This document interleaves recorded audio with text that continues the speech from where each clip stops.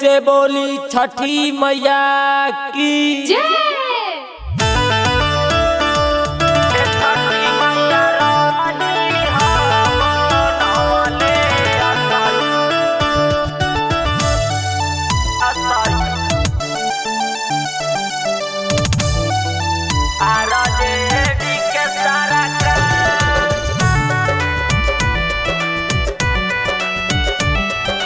भाग्यशाली स्टूडियो जटवा वैशाली। भैया तेजस्वी पकड़ी हऊ पकार आशा बाबे न के पति है रोजगार। छठी मैया छठी मैया छठी मैया रही बनवले जब के सारा छठी मैया रही बनवले आरजेडी के सारा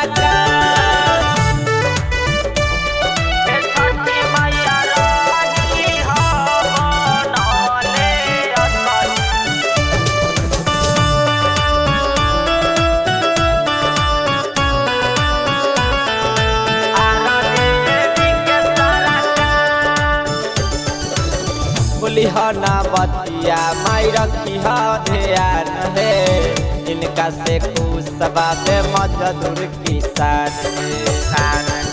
गिरा पास ललट जरई बार बार कबो नहीं होखे दी बिहार में अंधकार।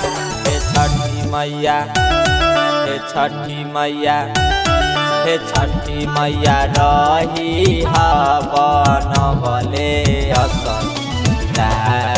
जत के सारा छठी मैया रही बनवले आरजेडी के सारा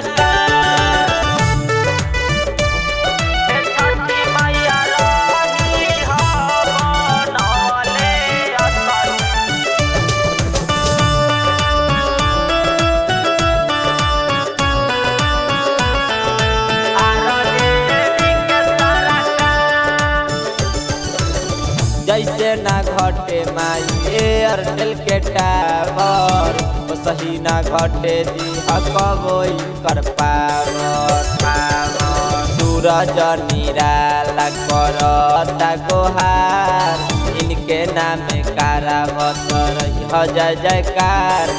छठी मैया छठी मैया छठी मैया रही बनवले जत के सारा छठी मैया रही बनवले आरजे